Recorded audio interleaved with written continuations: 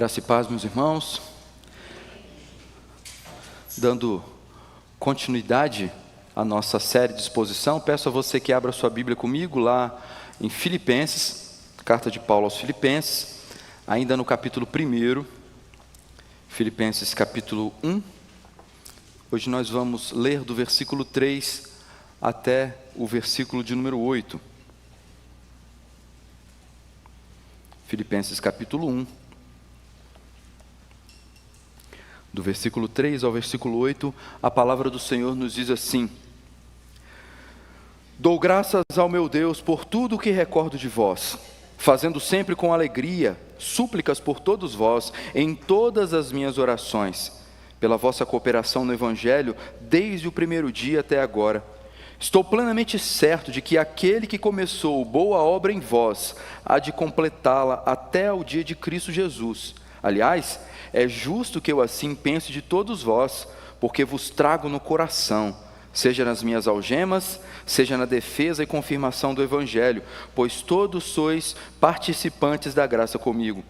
Pois minha testemunha é Deus, da saudade que tenho de todos vós, na terna misericórdia de Cristo Jesus. Amém. Até aí a leitura da palavra do Senhor. Vamos orar mais uma vez, buscar o Senhor, para que o Senhor ilumine a nossa mente, para que a gente entenda a palavra dele nessa noite. Santo e bendito Deus, te agradecemos, ó Pai, por nos ajuntar aqui nesta noite, nesse santo ajuntamento. O Senhor é o motivo de nós estarmos unidos aqui. E agora, Deus, é chegado o momento em que, neste culto que nós prestamos ao Senhor, tua igreja aqui reunida está desejosa de ouvir a tua voz. Por isso, Pai, abra o nosso entendimento, nos ajude a olhar para essa porção da tua palavra e vermos e entendermos o que o Senhor quer para a nossa vida. Quais são os desígnios do Senhor para que a gente possa viver de uma maneira melhor, refletindo o bom caráter e o bom perfume do nosso Salvador Jesus Cristo. Oramos no nome dele, do nosso Salvador Jesus Cristo. Amém. Existe uma característica que acompanha todos nós, seres humanos. Nós somos excelentes em começar as coisas, mas nem sempre nós conseguimos terminá-las. Quem nunca comprou um livro cheio de expectativa e hoje ele está em algum lugar dentro de uma gaveta, numa prateleira, com um marca-página antes da página 20, guardado?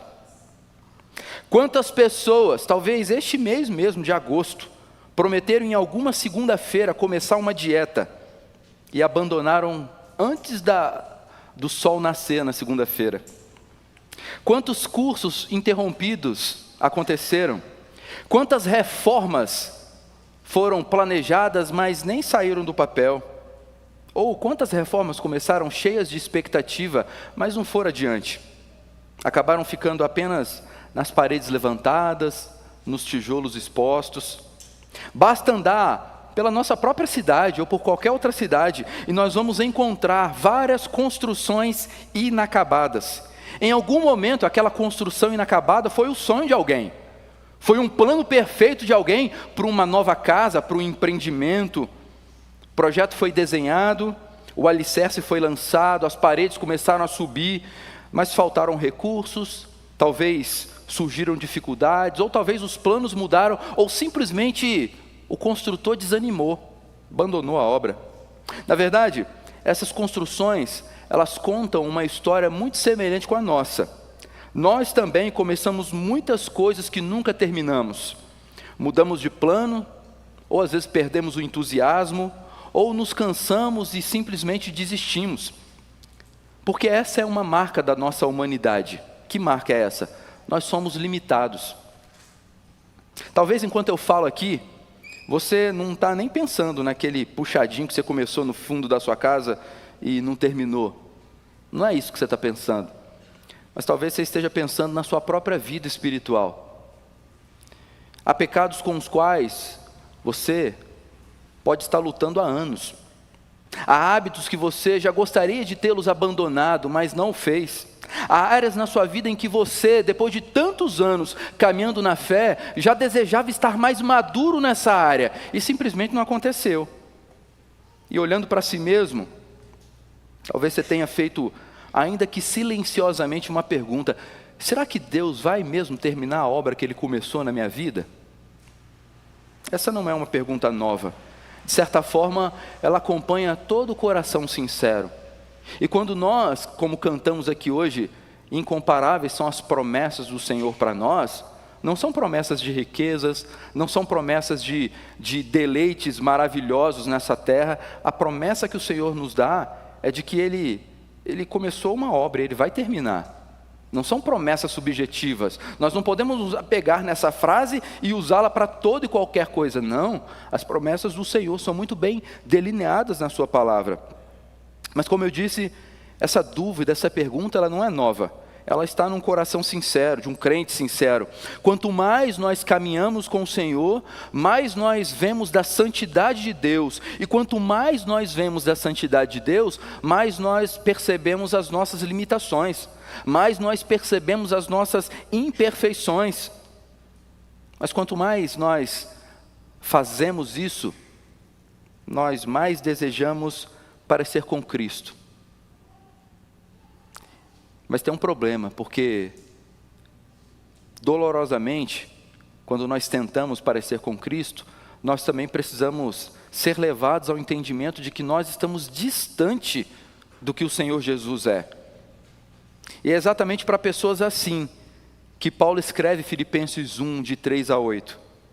E há um detalhe que torna essas palavras ainda mais preciosas do texto que nós lemos. Paulo não está escrevendo de uma praia. Paulo não está escrevendo de uma casa confortável. Paulo não está vivendo um momento maravilhoso do seu ministério aos olhos humanos. Paulo está preso, sem saber qual seria o desfecho da sua cadeia. Se seria liberdade ou se seria morte. E a igreja de Filipos também, se você se lembrar, a igreja de Filipos, ela enfrentava oposição, ela enfrentava desafios, ela enfrentava dificuldades internas, e mesmo assim, quando o apóstolo Paulo pensa nesses irmãos dessa igreja, o seu coração não é dominado pela preocupação. Veja que Paulo não começa fazendo advertências, ele não inicia apontando defeitos, ele não escreve, meus irmãos, tomado pelo medo, ele não escreve para aquela igreja tomada pelo medo, ao contrário. Como que o coração de Paulo está? O coração de Paulo está transbordando de gratidão, de alegria, de uma absoluta confiança no Senhor. Por quê? Porque Paulo sabia que a perseverança daquela igreja não dependia da força, da maturidade, da habilidade dos filipenses, mas dependia da fidelidade do próprio Deus, do autor da fé. E essa é uma verdade que todos nós precisamos ouvir e reaprender. Porque se a nossa salvação dependesse da nossa força, nenhum de nós chegaria até o fim. Nós abandonaríamos esse projeto. Mas ela não depende de nós. Ela depende, na verdade, daquele que nunca abandona a obra que ele mesmo começou. Por isso, a grande verdade desse texto, ela pode ser resumida em uma frase curta: se Deus começou, Ele vai terminar. Mas antes de afirmar que Deus, em Cristo, terminará a sua obra, Paulo nos convida a olhar para evidências na vida dessa igreja de que a obra já havia começado. E é exatamente isso que a gente encontra nos versículos 3 a 5. Se Deus começou, Ele vai terminar. Por quê? Em primeiro lugar, porque a sua obra já é visível. Veja, ao afirmar que Deus concluirá a obra que começou, Paulo não está fazendo aqui um discurso otimista. Paulo não está fazendo aqui uma tentativa de um pensamento positivo. Sabe aquelas pessoas que falam assim: olha, vai dar certo, se não deu certo ainda é porque não chegou no final. Isso é um pensamento positivo firmado em vento, firmado em nada. A confiança de Paulo não nasce de um sentimento. A confiança que Paulo tem nessa obra, na sequência dessa obra, está firmada justamente naquele que começou a boa obra. E Paulo está vendo evidências concretas dessa obra presente no meio dos filipenses. E antes de olhar para o futuro, o que Paulo faz? Paulo olha para o presente.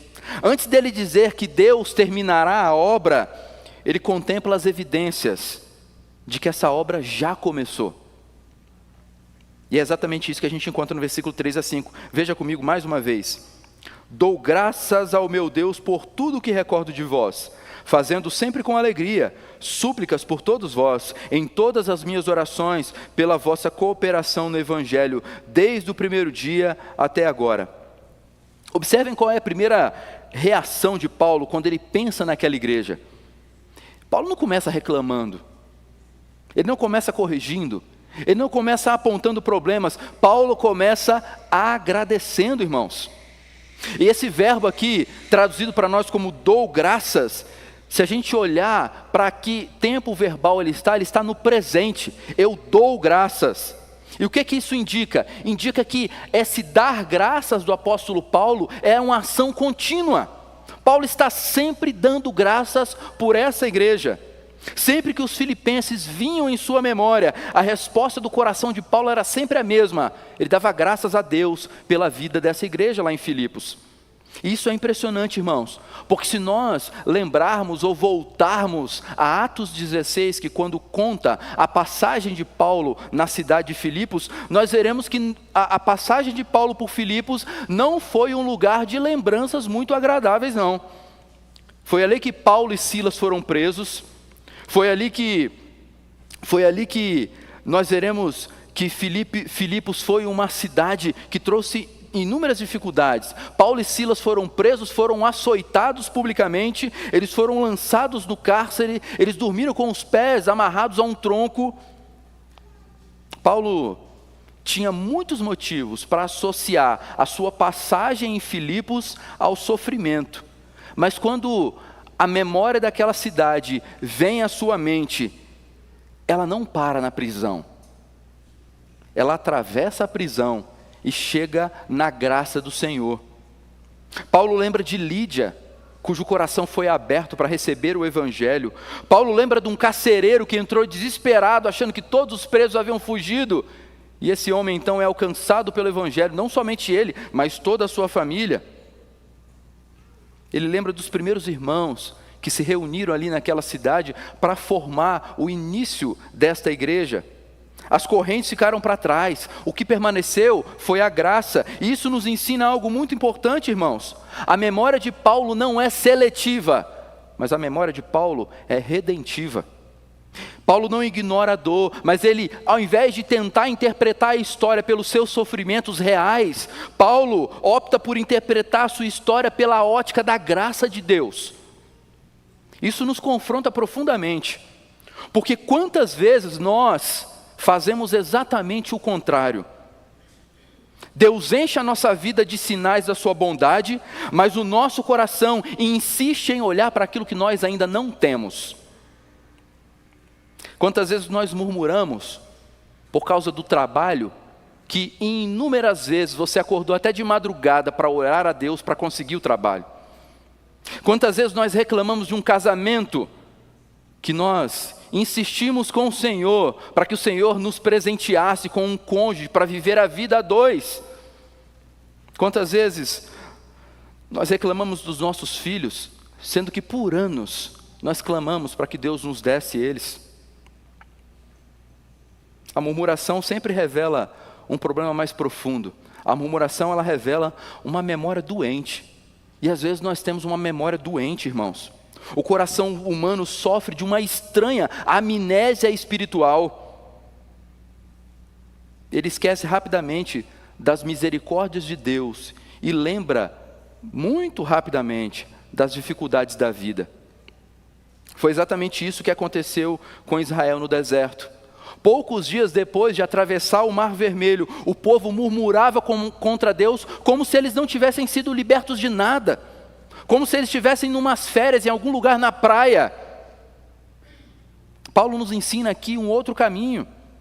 Por que isso é importante, irmãos? Porque existem pessoas que passam a vida inteira relembrando feridas, lambendo a ferida, para que ela se mantenha aberta, para que ela não crie casca e seja curada. Não, quer manter a ferida aberta. De tempos em tempos a pessoa volta àquela ferida, e às vezes é alguém que diz que já perdoou, mas ela volta ao mesmo cenário. Paulo prefere reler não o sofrimento, mas Paulo prefere reler a sua própria história a partir da fidelidade de Deus. E você tem uma escolha a fazer. Você pode deixar a sua memória ser moldada pela incredulidade e pela amargura, ou você pode seguir pelo mesmo caminho do apóstolo Paulo, que ele nos ensina aqui, de ter a sua memória moldada pela graça do Senhor. Você que escolhe. Você que escolhe. Se você quer ainda ficar relendo a sua vida pelo sofrimento, pelas coisas difíceis que de fato aconteceram, ou se você vai deixar essas coisas para trás e começar a olhar a sua vida a partir de uma ótica das bênçãos do Senhor, dos cuidados do Senhor. Paulo prefere reler a fidelidade de Deus, e é por isso que ele não agradece aos filipenses. Quem que Paulo agradece? Paulo agradece a Deus por causa dos filipenses. Perceba a profundidade dessa afirmação. Paulo sabe que toda transformação espiritual só pode ter e só pode vir de uma única origem, do próprio Senhor, da graça soberana de Deus. Paulo não diz assim: eu dou graças porque vocês decidiram mudar.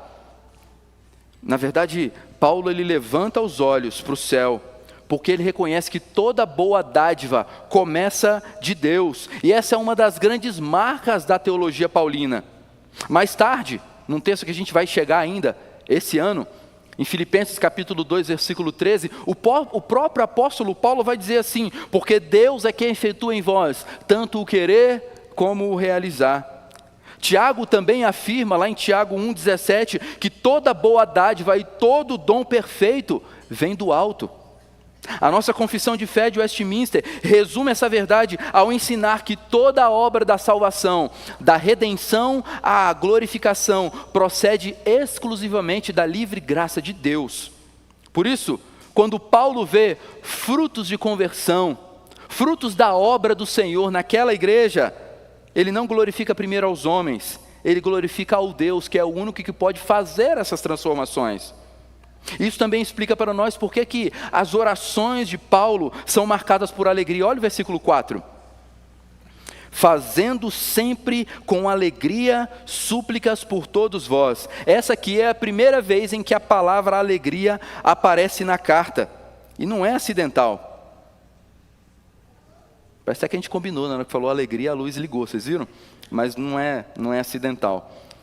A alegria vai ser um dos grandes temas da carta aos Filipenses, mas observe de onde que essa alegria nasce.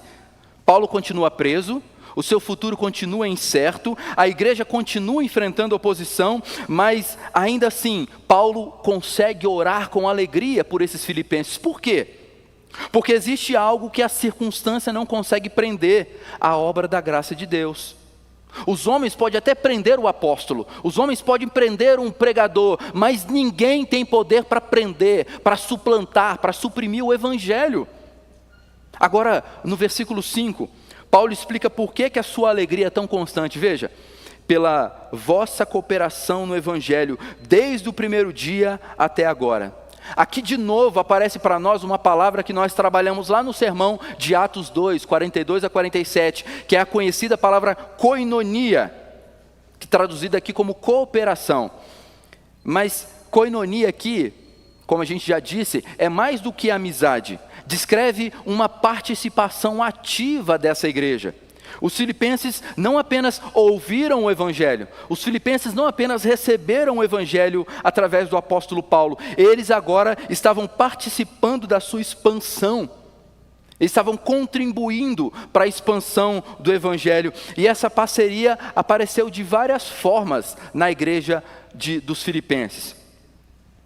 Lá em Filipenses 4, versículo 15 e 16, o apóstolo Paulo vai dizer que essa igreja, ela sustentou o apóstolo financeiramente quando todas as outras igrejas o abandonaram. Essa igreja enviou um homem chamado Epafrodito para servir a Paulo, onde ele estava na sua cadeia. Essa igreja permaneceu fiel ao plantador da igreja 10 anos, desde do momento da plantação da igreja de Filipos até esse momento, onde Paulo está mandando essa carta à igreja. 10 anos se passaram. Mas é importante nós observarmos uma coisa: Paulo não olha de maneira nenhuma para essa parceria como um mérito dos filipenses. Ele não faz isso. Ele interpreta essa boa vontade, esse desejo de se integrar na obra do Senhor como uma evidência da graça de Deus. Paulo olha para aqueles frutos e Paulo conclui o seguinte: Deus já começou a boa obra entre vocês. Uma igreja cheia de limitações como vocês não teria toda essa fidelidade se não fosse uma obra do Senhor. E é exatamente assim que nós, Igreja Presbiteriana em Mairinque, devemos aprender a olhar para a própria igreja, seja a igreja local ou seja a igreja do Senhor, fiel, espalhada por todo o nosso solo. Meus irmãos, existe uma maneira carnal de olhar para a igreja, mas também existe uma maneira espiritual de olhar para a igreja. A maneira carnal é aquela pessoa que olha sempre para aquilo que está faltando. E a espiritual é quando alguém olha e enxerga aquilo que Deus está fazendo. Paulo não era ingênuo. Paulo sabia que havia problemas dentro da igreja de Filipos. Mais à frente ele vai falar, exortando um problema que estava acontecendo entre Evódia e Sintique. Está aí uma sugestão do pessoal que daqui a pouco vai ter mais filhos, um bom nome para colocar, Evódia e Sintique. Paulo vai advertir essa igreja contra os falsos mestres. Paulo vai exortar a igreja com relação à falta de humildade que eles estavam tendo. Mas antes de corrigir, Paulo nos mostra algo importante, ele faz questão de agradecer. Antes de confrontar os pecados, Paulo celebra a graça de Deus presente dentro dessa igreja.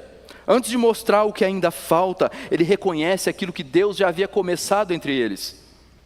Há pessoas que entram na igreja procurando defeitos. E se você entrar aqui procurando defeitos, deixa eu já adiantar para você, você vai encontrar um monte. Seja estrutural, seja nas pessoas, você vai encontrar um monte de defeitos. Mas Paulo não age assim. Paulo olha para essa igreja, mesmo consciente dos defeitos. O que Paulo vê? Paulo vê as evidências da graça do Senhor. E essa verdade também precisa moldar a maneira como nós olhamos para nós mesmos. Porque há dois perigos, meus irmãos, quando nós olhamos, quando fazemos uma análise da nossa própria vida espiritual. O primeiro é o desânimo. Nós olhamos para aquilo que nós ainda não conseguimos mudar, para lutas que nós ainda não conseguimos vencer, e infelizmente a gente pode chegar à conclusão de achar que Deus não está agindo em nós. O segundo perigo é a acomodação. Quando alguém pensa que se Deus já está fazendo a obra, a gente não precisa lutar mais contra o pecado. Porque afinal de contas Deus está fazendo a obra e o apóstolo Paulo falou que ele vai terminar, então eu não preciso fazer mais nada. A Bíblia rejeita esses dois extremos. A acomodação quanto o desânimo. Quem já foi alcançado pela graça de Deus, nunca faz as pazes com o pecado. Nunca. Continua lutando, continua se arrependendo, continua desejando crescer em santidade. Mas também essa pessoa que deseja todas essas coisas, não vive mais escravizado pelo medo, pela aflição, de quando ela contempla diante do espelho da sua própria alma, as suas imperfeições. Porque ela sabe que a sua esperança não repousa na sua própria perfeição. A sua esperança repousa na perfeição de Cristo. Nós não depositamos a nossa esperança na nossa perfeição, no nosso perfeito desempenho. E é possível que ainda exista pecados na sua vida que você tem lutado diariamente. Talvez a sua vida de oração tenha ficado aquém do que a palavra manda fazer. Talvez a sua vida devocional de estudo da palavra, de meditação, também tenha ficado muito aquém disso. Talvez você olhe para si e perceba que ainda há muito para amadurecer, para você poder começar sequer a dizer que está ficando parecido com Cristo. Mas isso não deve te levar ao desespero. Isso deve te levar ao arrependimento. Isso não deve te levar à indiferença. Isso deve te levar à dependência do Senhor para que essas mudanças possam acontecer em você. Deixa eu te fazer algumas perguntas e responda para si mesmo, na sua mente, com muita sinceridade. Você ama a Cristo hoje mais do que amava há alguns anos atrás? Você sente tristeza quando você peca? Você deseja se parecer mais com Jesus do que antes deste ano? Você encontra prazer na palavra de Deus? Você ama a igreja de Cristo? Meus irmãos, se essa é a evidência está presente no coração, ainda que de maneira imperfeita. Elas não nasceram por causa do seu desempenho, elas nasceram por causa dessa obra que o Senhor começou na sua vida e na minha vida. São sinais de que Deus já começou e já colocou a mão na obra. Deus já iniciou uma obra na sua vida. Pais, também aprendam isso. É muito fácil enxergar dos nossos filhos aquilo que falta. Se você pudesse certamente fazer uma lista de coisas que você gostaria que seu filho fizesse, ou que ele não fizesse, eu não tenho dúvida que pelo menos passaria de 10 itens. Então é muito fácil nós olharmos para os nossos filhos e fazermos uma lista de coisas que nos desagradam nele. Mas Deus nos ensina a celebrar os frutos da graça do Senhor, na vida dos nossos filhos também. Uma oração sincera, né? É tão maravilhoso quando a gente vê uma criança orando, não porque a gente acha bonitinho ela falando palavras às vezes erradas, não, porque isso é evidência da graça do Senhor na vida da criança. É evidência de que os pais estão trabalhando na vida daquela criança de maneira obediente ao que eles juraram no dia do batismo do seu filho, de que ensinar o filho a orar, a amar a Deus, a ler a palavra. É muito bom nós olharmos e percebermos nos nossos filhos, desde muito cedo, uma inclinação a um pedido de perdão, um coração sensível à palavra. Não desprezem os pequenos momentos, não desprezem, porque toda grande árvore começou assim, aprofundando as suas raízes. Seu filho hoje pode estar aprofundando raízes. Pare de olhar somente para aquilo que falta e celebre aquilo que Deus já concedeu. Celebre os avanços que Deus já permitiu que ele tivesse. Quando Saulo de Tarso, depois da sua conversão, chegou em Jerusalém, todos tinham medo dele. Porque afinal de contas eles olhavam para Saulo e achavam que ele ainda era o perseguidor da igreja. Mas um homem chamado Barnabé não viu apenas aquilo que Paulo era, ele viu aquilo que Deus estava fazendo na vida de Paulo. Ele conseguiu ver aquilo que os outros não conseguiam ver. Ele viu os primeiros sinais da graça de Deus na vida do apóstolo Paulo. Mais tarde, foi o próprio Barnabé que foi buscar o Saulo lá em Tarso para levá-lo para ser o ministro em Antioquia. Barnabé conseguiu enxergar a obra que o Senhor estava fazendo em Saulo, ainda que estava no início. Porque ele viu a graça presente, ele pôde confiar na graça futura. E é exatamente isso que Paulo faz aqui. Ele olha para a igreja de Filipos e ele fala: eu sei quem começou essa obra em você. E é justamente por isso que ele pôde dizer no versículo seguinte: estou plenamente certo de que aquele que começou boa obra em vós há de completá-la até o dia de Cristo Jesus. Versículo 6. Quem aprende a reconhecer os primeiros sinais da graça, também aprende a descansar na fidelidade do Senhor. Ainda que a obra, diante dos nossos olhos, possa parecer ainda imperfeita. E é por isso que Paulo pôde fazer uma das declarações mais consoladoras de toda a Escritura: aquele que começou a boa obra em vós, ele mesmo há de completá-la. Então, se Deus começou, ele vai terminar. Por quê? Porque nós já podemos ver a obra do Senhor na igreja e também na nossa vida. Ou seja, a obra do Senhor já é visível. Aí fica uma questão: você olha para si mesmo e você vê frutos, você vê evidências da obra do Senhor? Essa é uma boa análise de se fazer, de olhar para o espelho da alma e perceber se há de fato na sua vida evidências de conversão, frutos dignos de arrependimento. Se houver, ainda que imperfeitos, louve a Deus por isso. Então, se Deus começou, ele vai terminar. Mas também, em segundo lugar, se Deus começou, ele vai terminar. Por quê?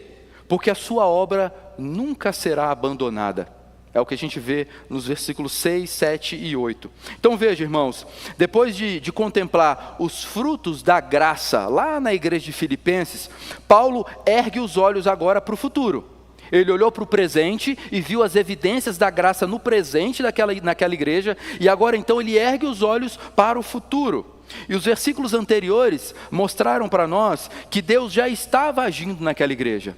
Agora o apóstolo Paulo explica por que essa realidade da ação presente do Senhor dava a ele esperança para o futuro, segurança para o futuro. Veja de novo o versículo 6. Estou plenamente certo de que aquele que começou boa obra em vós há de completá-la até o dia de Cristo Jesus. Talvez esta aqui, como eu gosto de dizer para vocês na escola dominical, esse aqui é mais um daqueles textos que tem que estar marcado na nossa Bíblia, porque é uma promessa valiosíssima. Não que existem outros textos menores, não é essa a ideia. Toda a palavra é inspirada por Deus, mas esse texto é carregado de uma promessa que enche o nosso coração de esperança. Observe cuidadosamente onde Paulo coloca a sua esperança. Ele não diz, eu estou convencido, meus irmãos, que vocês vão permanecer firmes até o final. Ele também não diz, eu estou certo que vocês vão permanecer firmes, porque vocês são uma igreja madura. Tem presbíteros aí, muito experientes, e eles sim vão conduzir vocês à maturidade espiritual. Não. Olha o que Paulo diz, olha o versículo 6 de novo. Estou plenamente certo de que aquele que começou... Percebam quem é o sujeito da frase. Não é nenhum dos crentes de Filipos. É Deus. É Deus.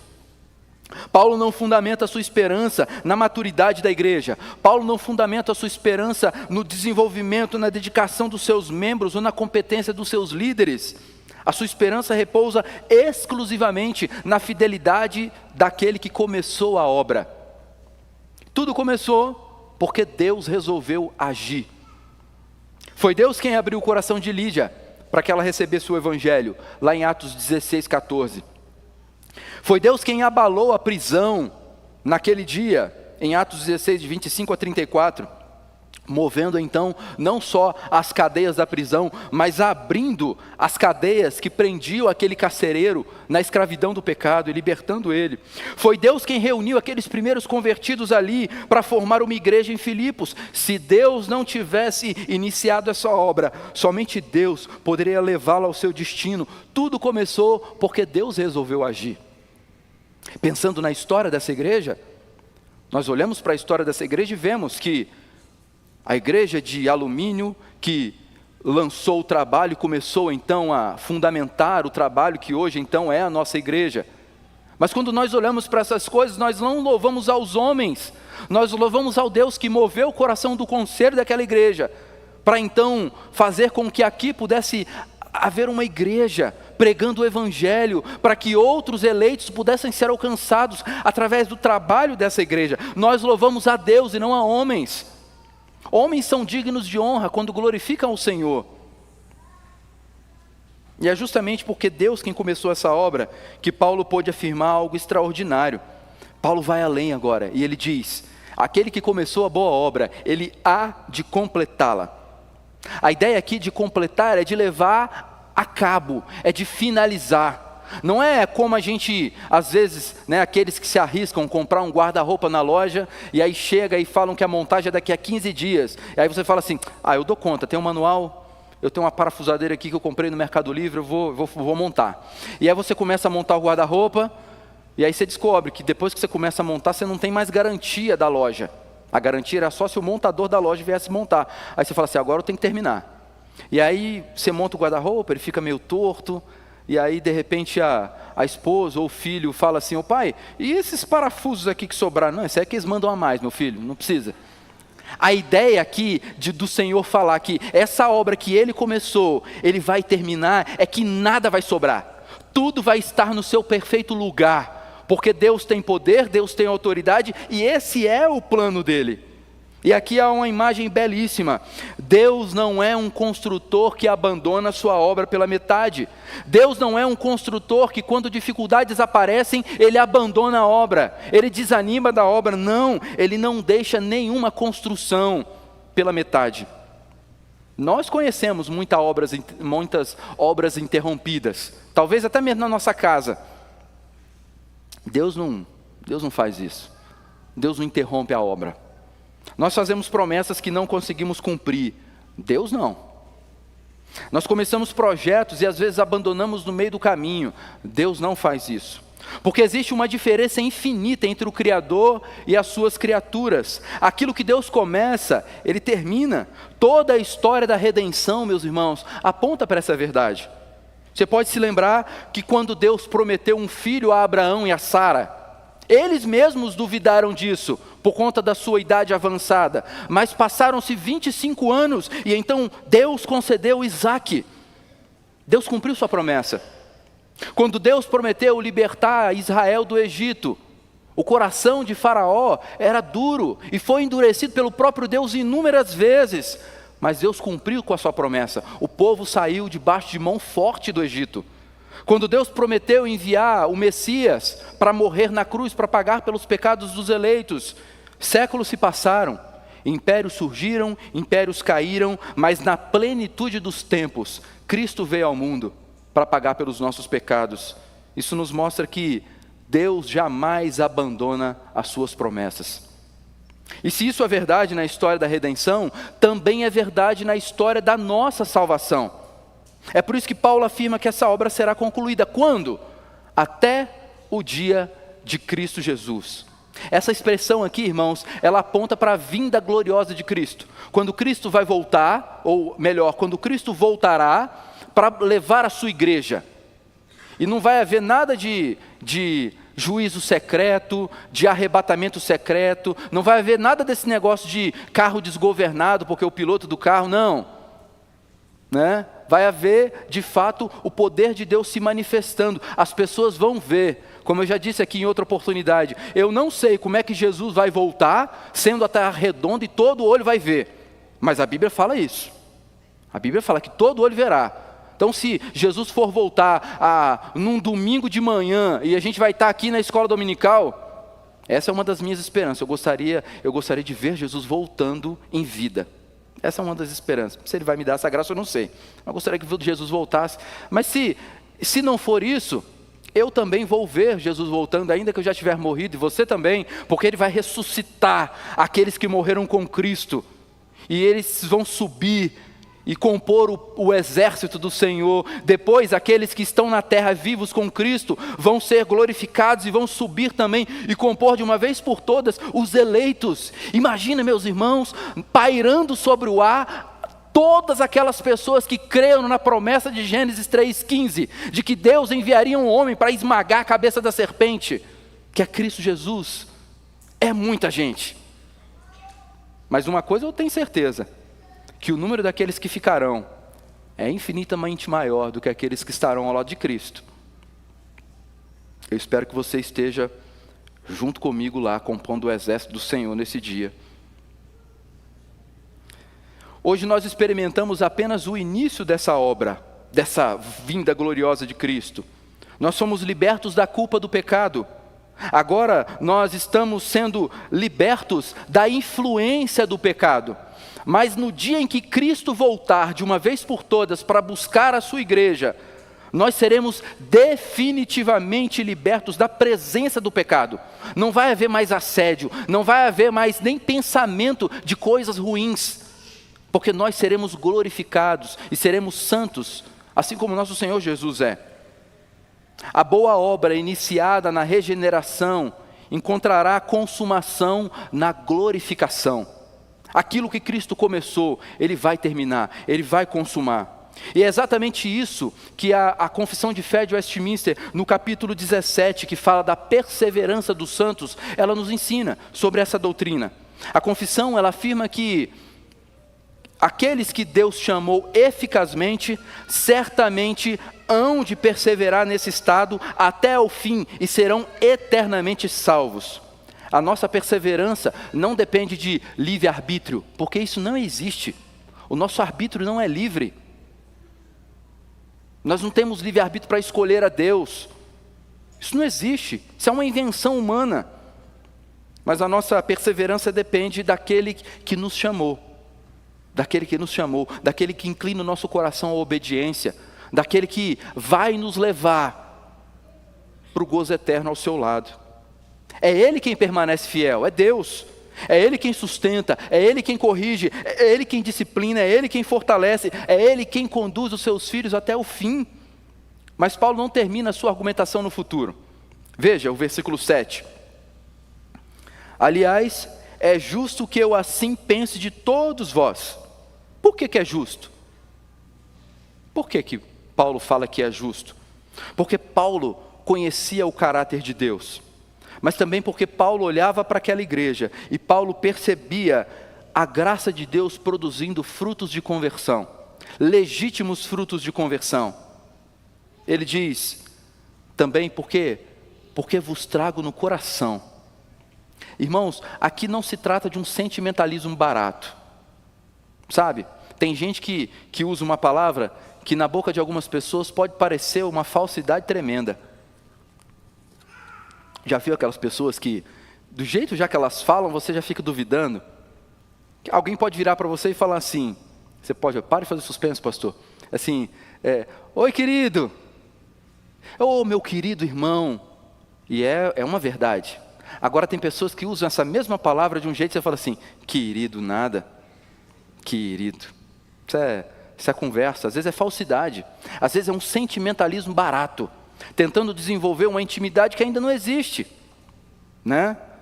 E Paulo não está fazendo isso aqui, não é sentimentalismo. O Evangelho criou entre Paulo e essa igreja de Filipos uma união muito mais profunda do que qualquer afinidade natural pode produzir. Eles estavam unidos pela mesma graça, e é por isso que ele acrescenta, veja, pois todos sois participantes da graça comigo. Eles permaneceram ao lado do apóstolo Paulo quando muitas outras igrejas plantadas por Paulo o abandonaram. Então Paulo faz agora uma declaração que é impressionante, ele fala, pois minha testemunha é Deus, da saudade que tenho de todos vós, na eterna misericórdia de Cristo. Irmãos, pensem na alegria da igreja de Filipos, reunida no dia do Senhor, e aquele que foi responsável por levar a carta lendo isso, e eles olhando para essa parte da carta e falando, olha só o que Paulo está... Vocês acham que eles tinham dúvida de que isso era uma verdade? Ele falou assim, olha, a minha testemunha é Deus, da saudade que eu tenho de todos vós, na eterna misericórdia de Cristo. E é interessante aqui, porque essa expressão traduzida para nós como terna misericórdia, é uma palavra grega, que ela se refere a entranhas, entranha mesmo, as tripas. Paulo está falando assim, olha, eu amo vocês com as entranhas, com as minhas entranhas, com as misericórdias do Senhor. Por quê? Porque naquela época, no mundo antigo, especialmente nessa cultura aqui, as entranhas elas eram consideradas como o lugar dos afetos mais profundos. Hoje a gente fala de coração, né? Eu te amo de todo o coração. Naquela época era bem possível de um homem fazer uma declaração para uma mulher e falar assim, eu te amo com todas as minhas entranhas. E ela acharia lindo. Porque era uma maneira de expressar a profundidade desse sentimento naquela época. Não faça isso hoje, não vai pegar bem. É melhor falar de todo o coração. Mas o significado aqui é justamente dessa profundidade, dessa raiz tão profunda, desse amor do apóstolo Paulo. E aí, olha que interessante, Paulo está dizendo aqui algo extraordinário. O seu amor pelos filipenses já não pode ser mais explicado por afinidade humana. Não pode. Porque Paulo está mostrando que quando ele ama os filipenses com entranhadas misericórdias, com entranhados afetos, Paulo está amando esses irmãos como Cristo amou a igreja. As suas cadeias são prova disso. E esse amor também é fruto da boa obra de Deus. A graça que nos reconciliou com Deus, também nos reconciliou uns com os outros. Por isso que não combina, especialmente na igreja de Cristo, não importa o temperamento que você tem, se você acredita nisso ou não, não importa a educação que você recebeu, quando você se torna um irmão em Cristo Jesus, é muito feio quando você passa por alguém que é o seu irmão e não cumprimenta ele. Imagina que está lá as irmãs da sala, dando aula, e você vai com o seu filho ali para deixar o seu filho lá na classe, e você não dá um bom dia, você não fala assim, ei, irmão, tudo bem? Não combina mais, porque nós também somos desafiados pela palavra a amar uns aos outros com as nossas entranhas. com o mais profundo do nosso ser. Por isso, não deve haver no nosso meio indiferença. Não deve haver no nosso meio cara feia uns para os outros.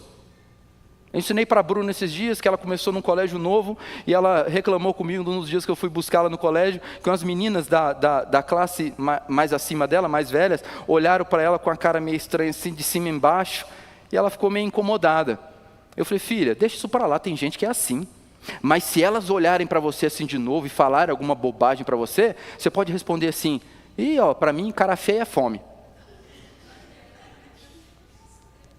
Às vezes a gente precisava parecer brincadeira, né? Mas às vezes a gente precisava dar um saculejo desse em alguém que está na igreja, passa por você e não cumprimenta, do seu lado. Isso é indiferença, irmãos.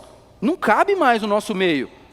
E olha só, se na igreja alguém age assim com aquele que serve o mesmo Senhor, que agora nós chamamos de irmão, como é que age lá fora? Como é que vai lá numa pizzaria e não trata bem o garçom? E aí depois o garçom descobre que você é da igreja, imagina a vergonha.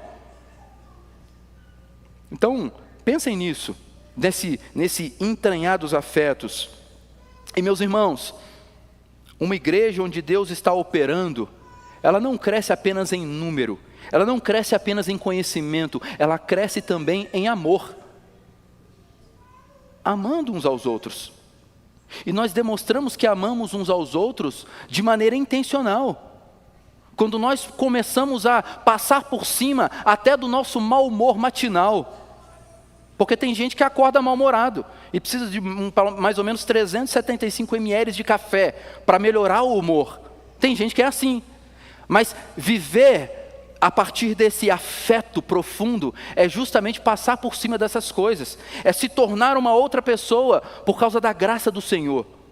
É ter reações diferentes porque a graça te alcançou.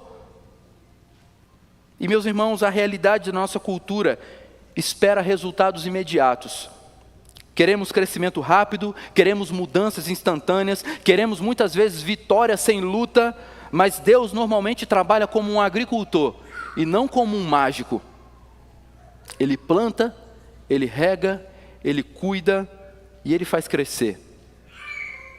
Talvez você esteja desanimado e muito desanimado, porque a sua vida espiritual está aquém do que você gostaria que ela fosse em relação à maturidade.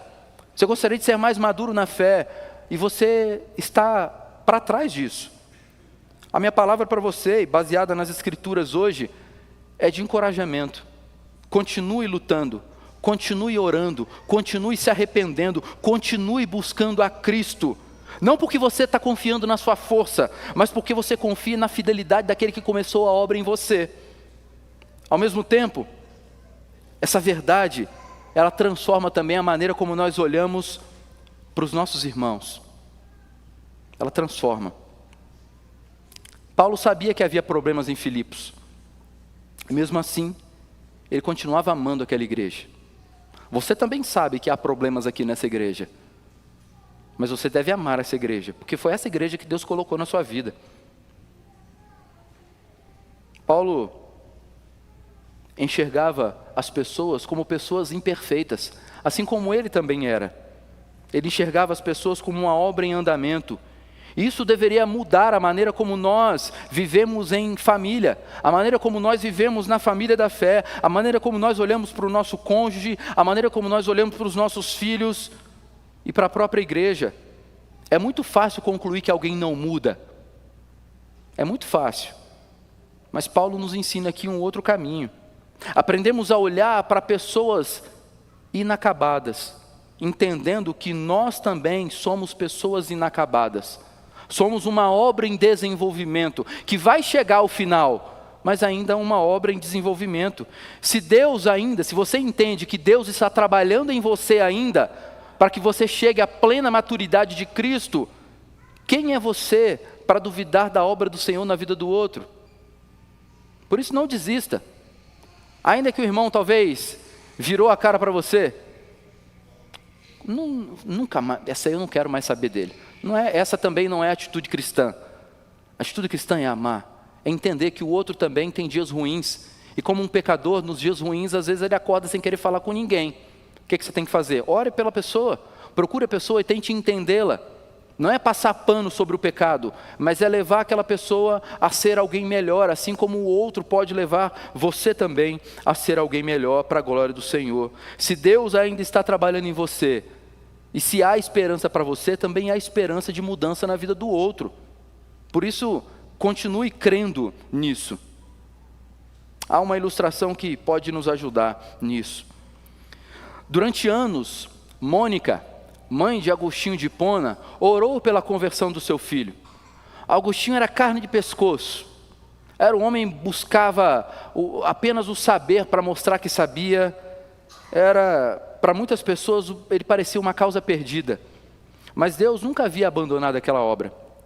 No tempo determinado, Deus alcançou Agostinho. Ele transformou o seu coração e fez daquele homem um dos maiores defensores da graça na história da igreja. Mais tarde, o próprio Agostinho resumiria essa verdade numa frase muito interessante. Agostinho fala assim que Deus nos ama não porque somos bons, mas para nos tornar bons. Esse é o resultado do amor de Deus. O amor de Deus nos torna boas pessoas. Não por nós mesmos, mas por causa da obra do Senhor. E é exatamente essa a lógica de Filipenses. Deus não conclui sua obra porque Ele encontrou pessoas perfeitas. Deus não vai concluir a obra dele na sua vida porque você facilita para Ele. Essa não é a ideia. Ele conclui a sua obra porque Ele é perfeitamente fiel. A nossa perseverança não repousa sobre a nossa fé, mas na fidelidade de Deus que prometeu concluir a obra que Ele começou em nós. Concluindo, meus irmãos, quando você estiver voltando hoje da igreja para casa, perceba uma coisa: construções inacabadas.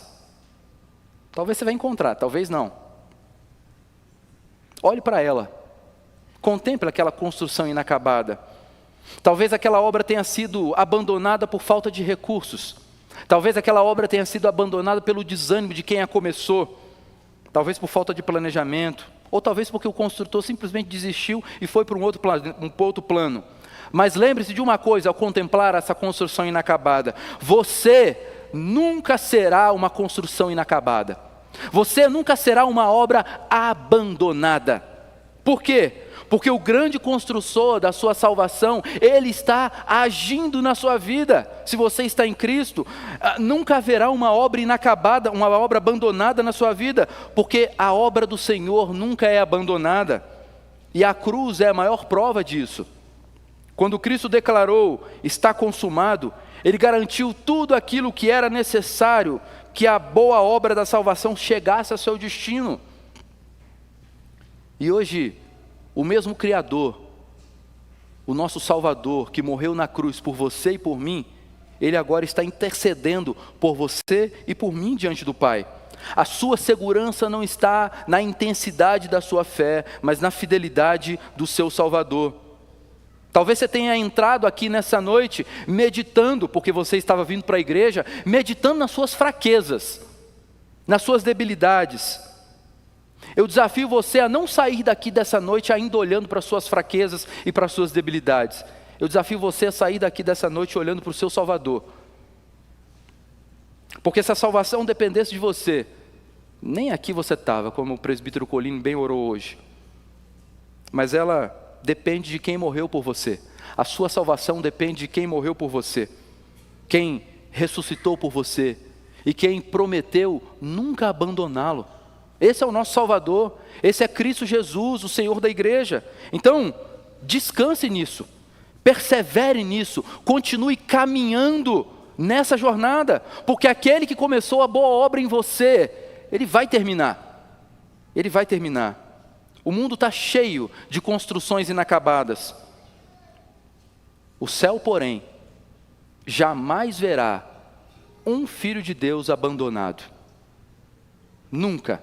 Nunca haverá um filho de Deus abandonado. Por quem? Pelo seu Pai.